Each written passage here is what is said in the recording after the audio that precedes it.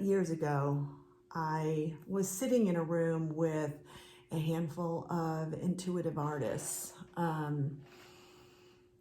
who I believed, this was shortly after I got my expressive arts training, certification training at New York Expressive Arts, which was a wonderful year-long experience. But anyway, I was sitting in that room with about 4 or 5 other individuals who I deemed were much more skilled. Well, they were much more skilled than I was in the intuitive process. And it seemed like they could just create something out of nothing that I didn't understand how they got there. And I would ask all of them, where does it come from? How do you start? And none of them could really give me an answer besides, it comes from within and started from some gross motor movement. Start large, go small. And for any of you who have tried painting, when you're not trying to paint a picture or learn some new technique, looking at that blank page is daunting. And what I've realized over this time is, now like 7 years later, this is creativity. And this is where we're all thrown into, right?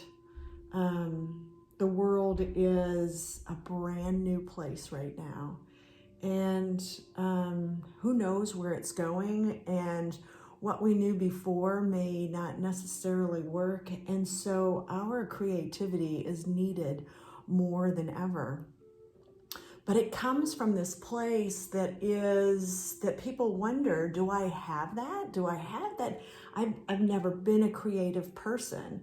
I can't be creative. And they ask, can creativity be taught? And this is my answer. Creativity doesn't need to be taught. It doesn't have to be. It just needs to be remembered. No one teaches a 3-year-old how to create, how to make his painting. He or she just explores and does and imagines. And it's that muscle that's been atrophied that really needs strengthening. It really has nothing to do with painting, like what we're going to be doing today. Art is just a tool. It's just a playground. It's a gym, so to speak, to remember and strengthen that atrophied muscle. Every scenario that happens on the page, I can guarantee you it happens in your life. And so we can learn from it on here, on something that is so unimportant, and throw it out when we walk out of the room. And it could be even private. It doesn't have to be a large scale, quote unquote, failure, which sometimes creative pathways can feel that way. It can just be an experience of learning where it has nothing to do. It has nothing to do with the product. It has everything to do with the process.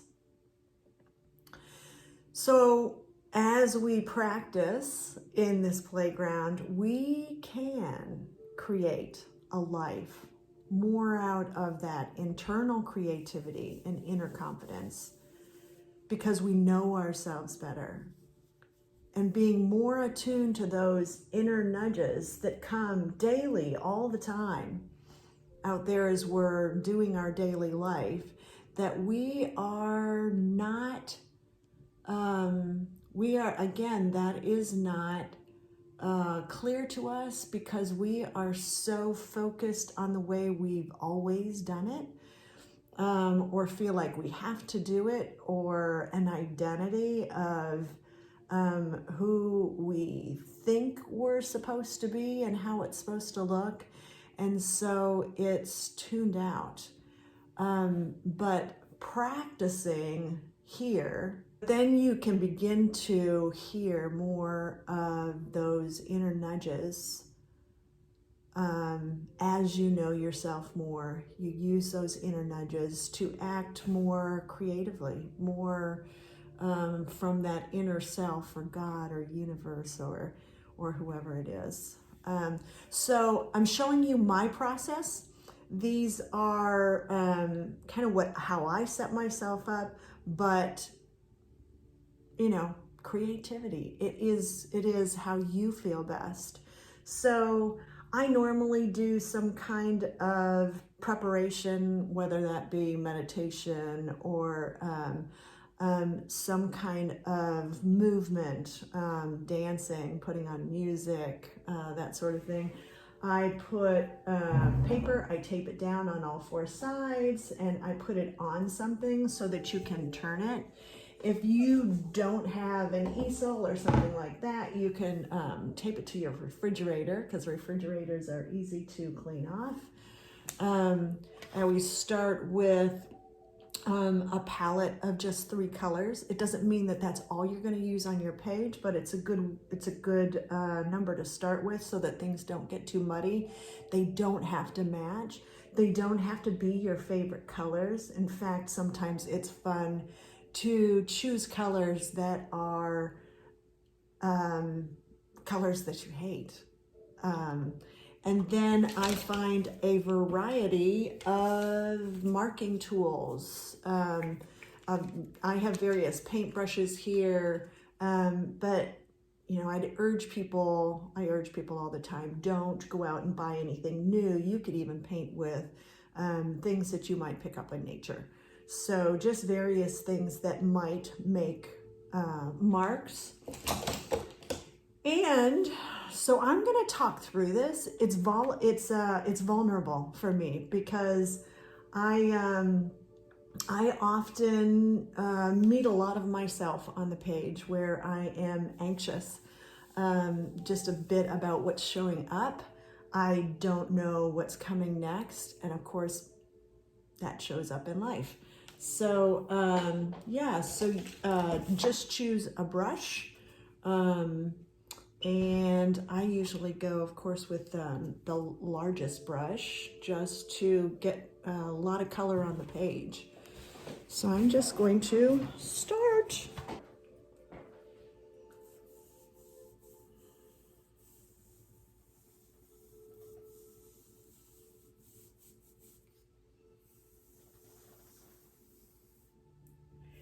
And I'm really being guided by what feels good. I'll say, oh, I like how that turned out.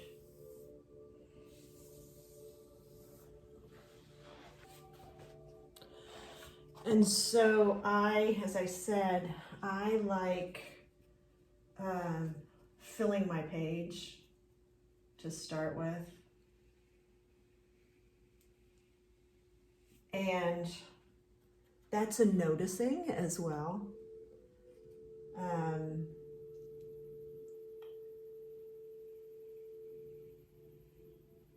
Also, let me say that it's hard to talk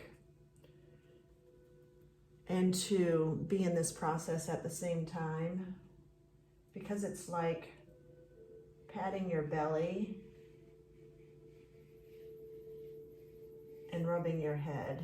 It's coming from 2 separate areas of the brain, the language center and the right-sided flow.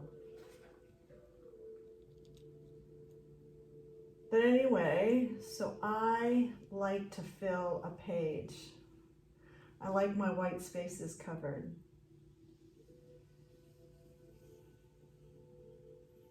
And not that there's anything wrong with that. but it's a noticing for in real life how I like my spaces filled.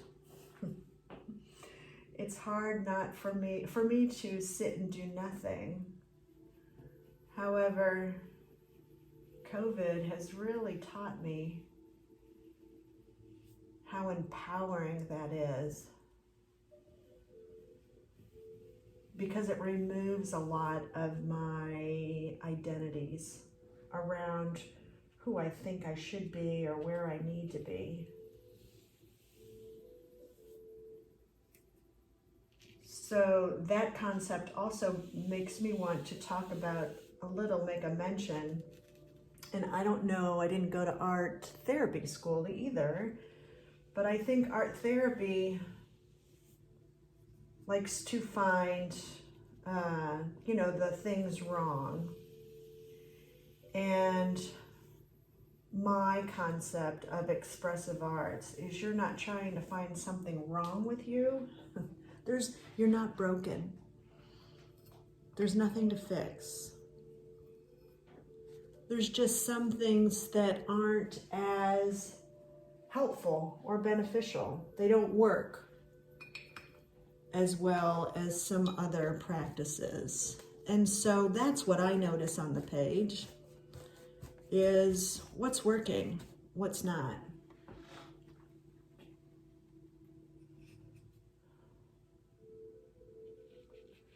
So I am just kind of playing with, I have no plan whatsoever what this is going to look like.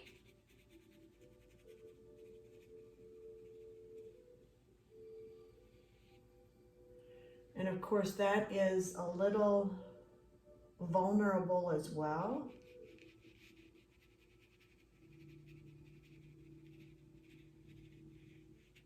Because anytime anyone does art, or me, there is a expectation that I'm going to end up with something pretty at the end.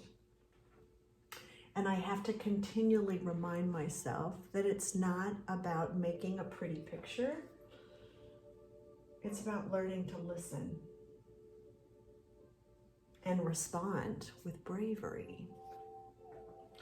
So at some point I'll get to a time where I don't know what to do. I don't know where to go with this. And so flip the perspective.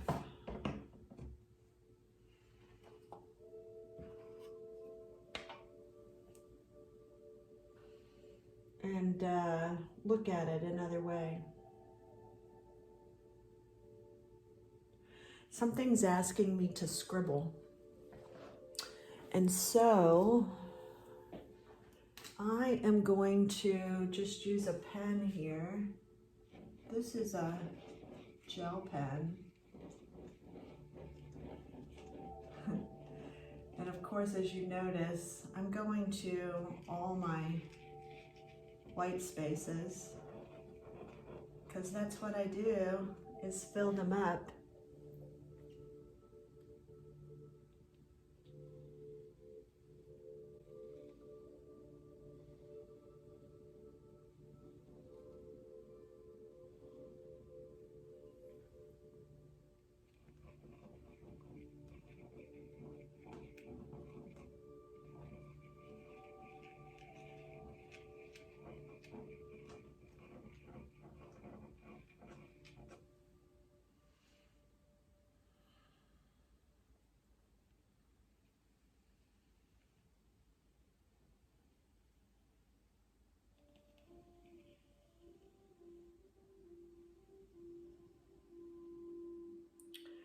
And there was something there that was asking for balance.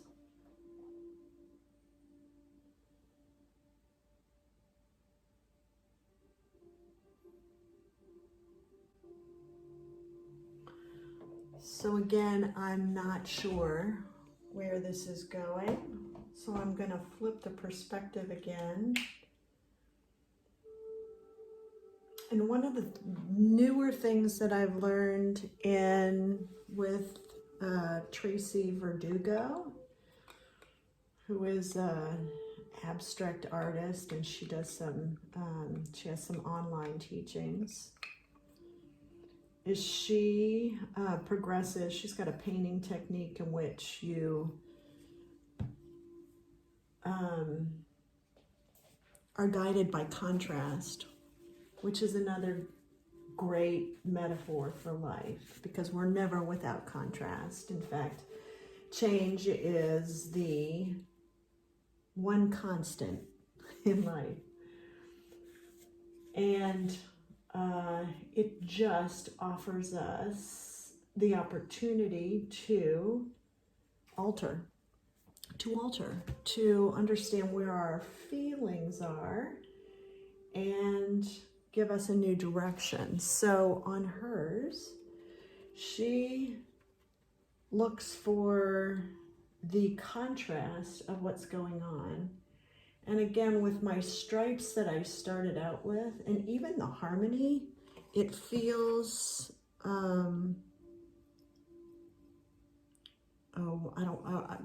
contrived, or it feels stiff. And so I'm wanting to splash paint. So let's do that.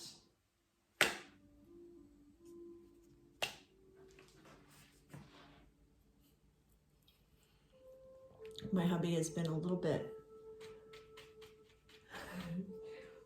upset that I have splashes all over the walls down here.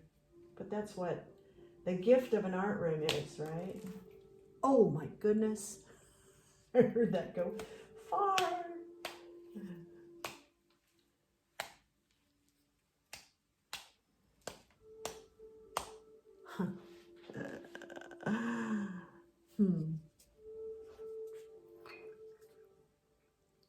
So it's a little wet right now, and I am going to take this time to plug in a blow dryer and blow it dry a little bit so I know where to go.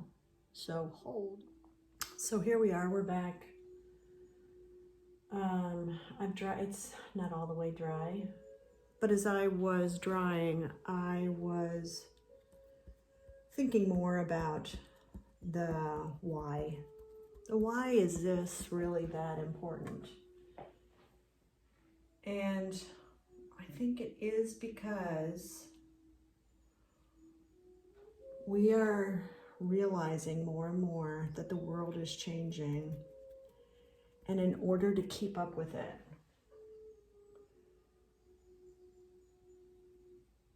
we're going to have to exercise that muscle of creativity.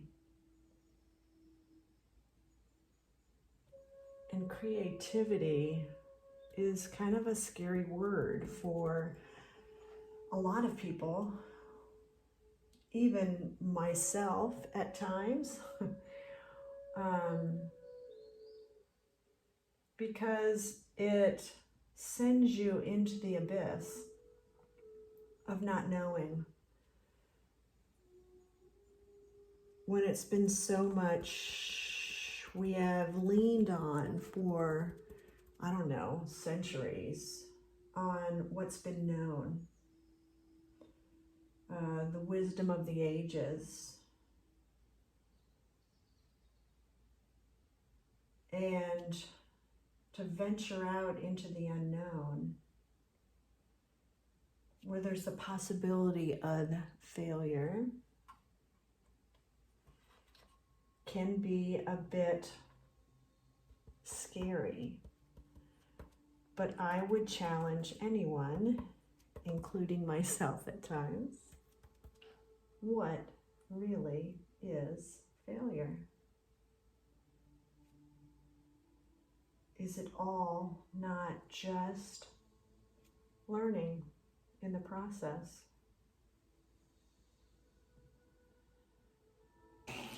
So again, I felt like I needed to switch tools.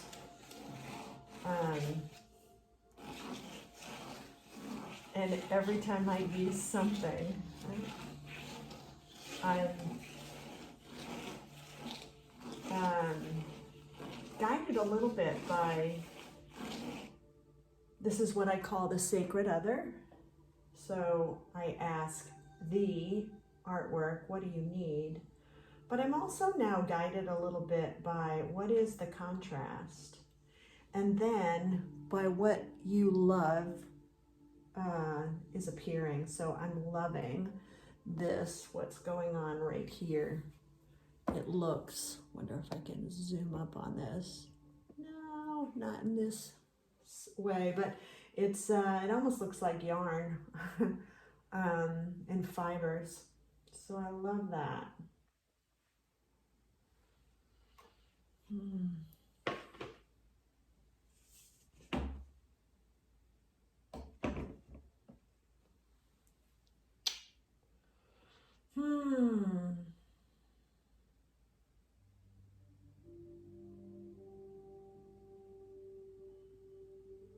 And now I am hearing, use your fingers, and I want to use white, though I just picked up silver, and that looks appealing.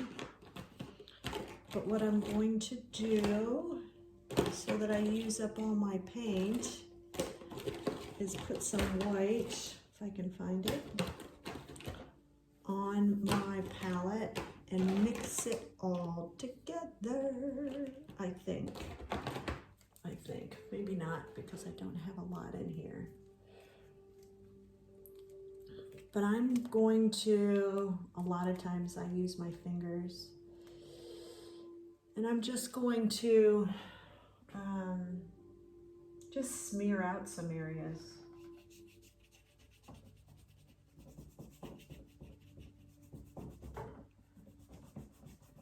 Because it's not quite dry. It's mixing on the page what I was going to do on the plate.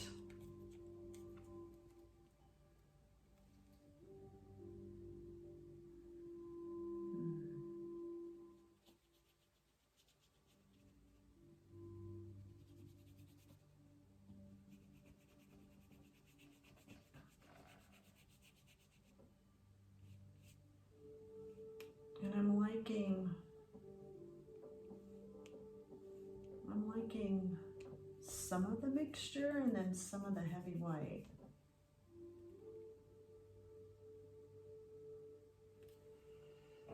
But again, it's feeling stripy, so I'm going to turn the page again.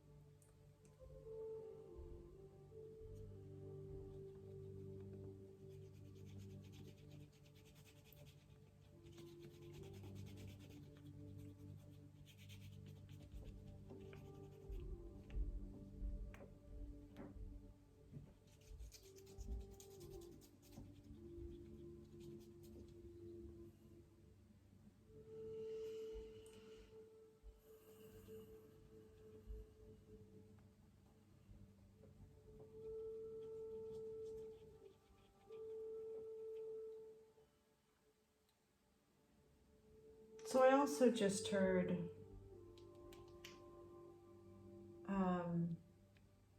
you notice you're not really looking to draw a picture per se. However, if you see one appearing, which I don't yet. You can be inspired to create something.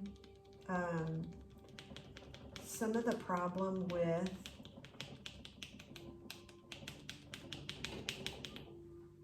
trying to make something is that you can get too much in your head, that it's not going to turn out the realistic picture that you wanted.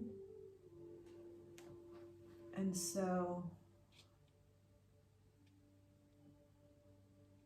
it may mess with you, but that's not to say don't do it. Just allow the simplified image.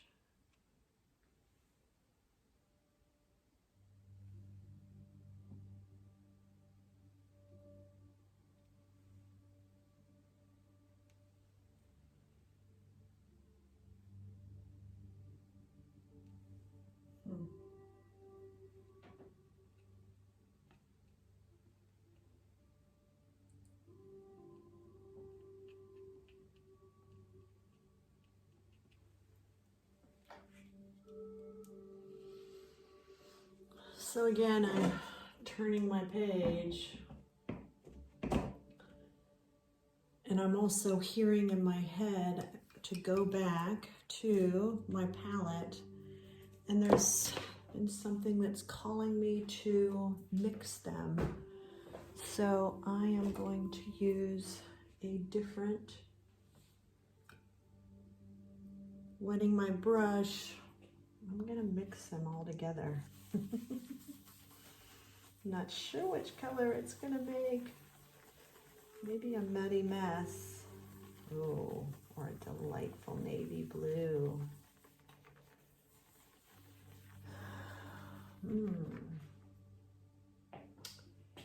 And I'm not sure what I want to do with it. I'm thinking, hold on, to use some kind of texture. So I'm gonna go find a texture something in the closet.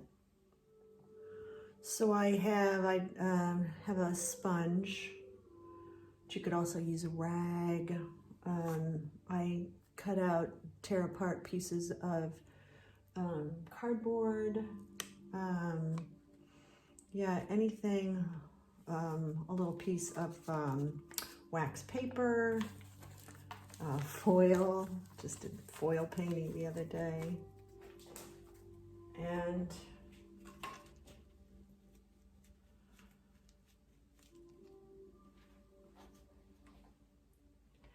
I can see that I'm going in places to break up the sameness, maybe. I don't know.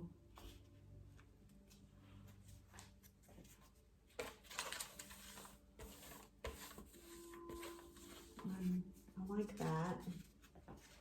I like that. But I'm wanting them to go in opposite ways.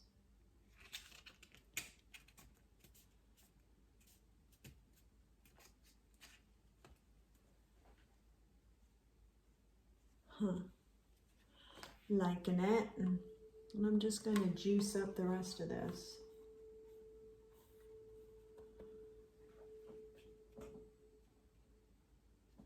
You know, and at some point you have to figure out, where do you stop? When is it done? And sometimes that's hard to figure out.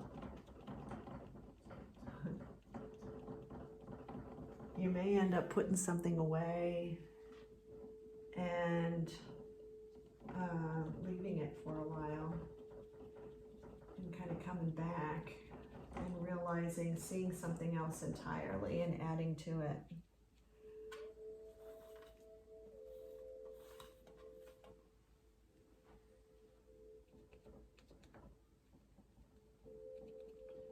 This is surprisingly feeling complete.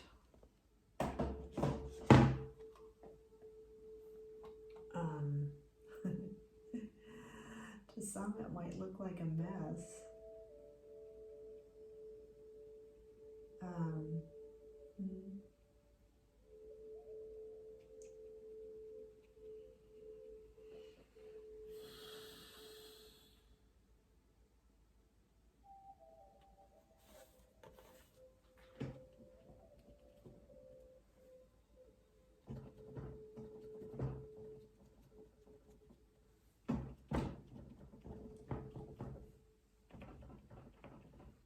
Chris Seidel talks about the point of most aliveness. And again, this can be attributed in your real life, that there is an area of your life that you keep coming back to. Well, there's a place on the page that is calling for something, and there's something in that center that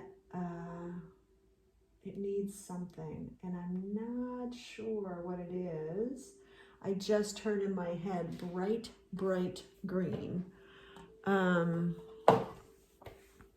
So I'm gonna find some bright green, or make it. And yeah, focal point of some sort. But I'm gonna make that on the palette and be back. So while I was mixing up this little bit of green, it made me think of blooms. But I still saw circles, and this is the area that was kind of bothering me. And again, there's no rationale to this. It doesn't feel like it's balanced or right, but I'm going with it because that's what I heard. And that is the practice of responding to what you hear without question. But I wanted to do some kind of a bloom looking, oh no, it's gonna look like a sun, but oh well, a green sun.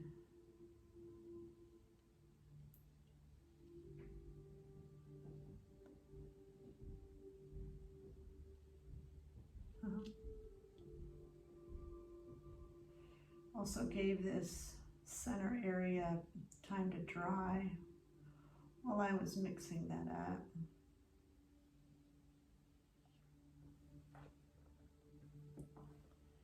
This feels like it should be very solid and open in the center. And again, we're staying out of the analyzing, which art therapy may or may not do,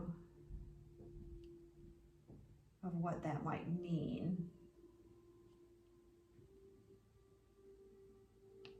I find that our paintings take on different meanings over time and to various people who look at it.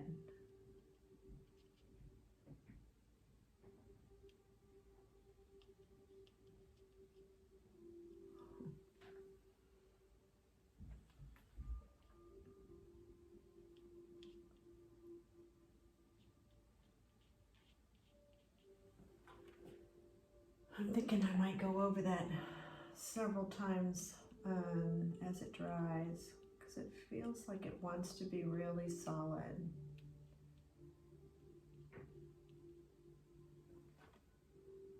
And I keep seeing dots between here. Don't know why. But it's all a process of listening and responding.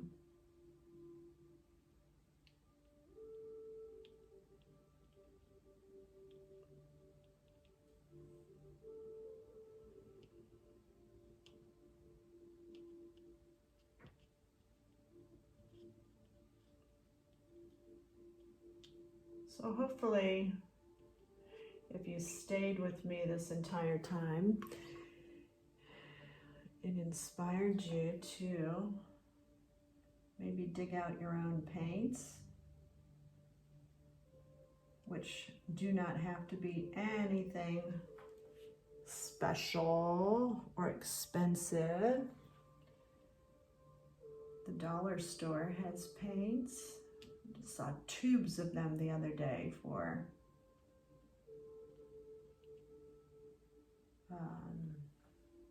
like 3 ounces for, yeah, $1. It's crazy.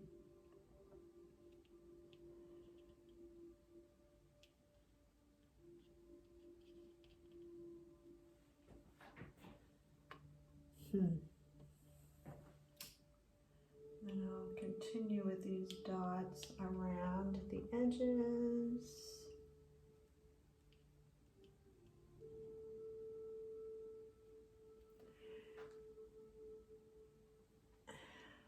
And then also, while I was mixing up that green, I saw that silver again, which was crying out.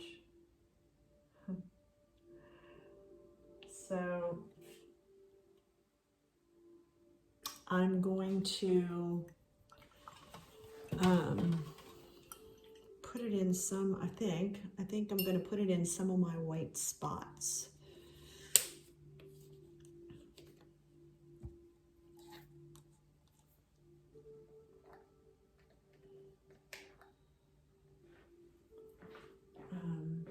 Which again, well, it's not real dark. I don't know that you can see it. This is the Golden Fluid acrylics. Seems like it should be more intense.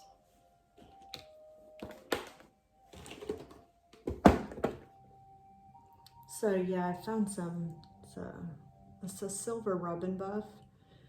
It's kind of a wax material, or so it says. It's almost dried up, but it's showing up nice.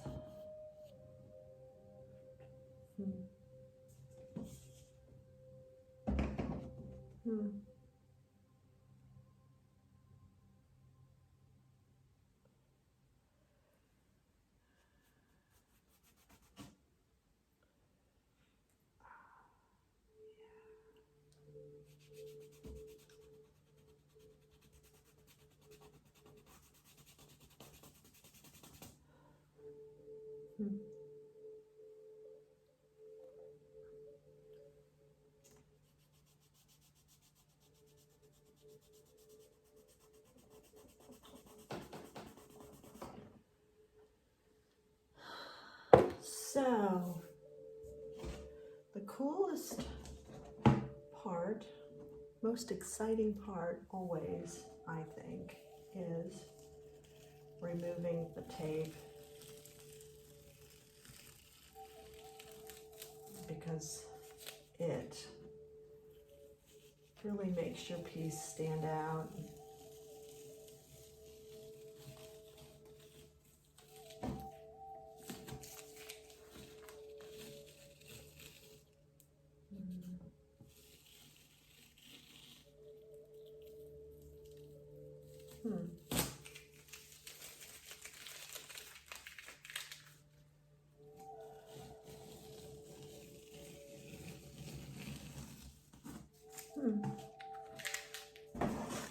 At this point, what I like to do in my process is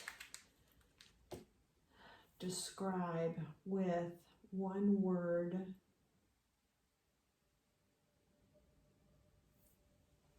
descriptors. What do you see? Without trying to analyze. So I see vibrance, which is typical in my artwork, and a center point or a portal.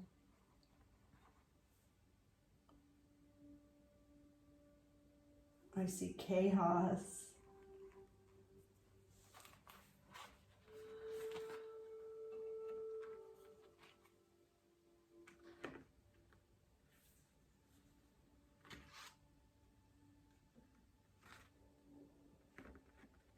I see flashes.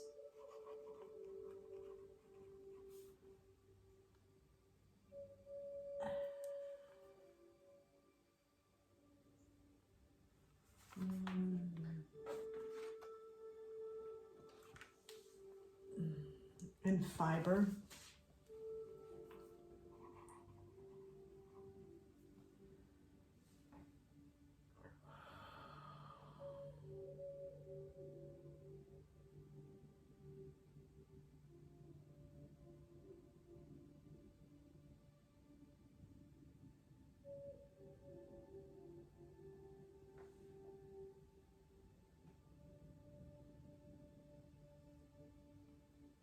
And movement.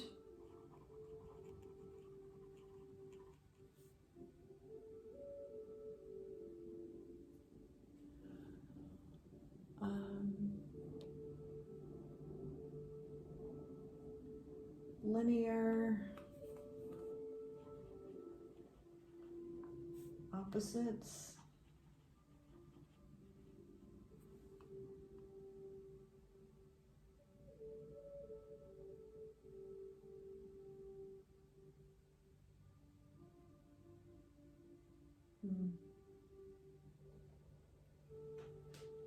I'm gonna just pause there. I might see something more. But from that point, what you'll do are use some or all of these words and write something that reflects what's going on in your life right now. Just allow those words and the artwork to speak to you in some way. If nothing's coming, you might want to put it on the floor and dance it. If that artwork were to come alive in movement, how would it make you move? And then put some writing on the page. Thank you so much if you have lasted this long.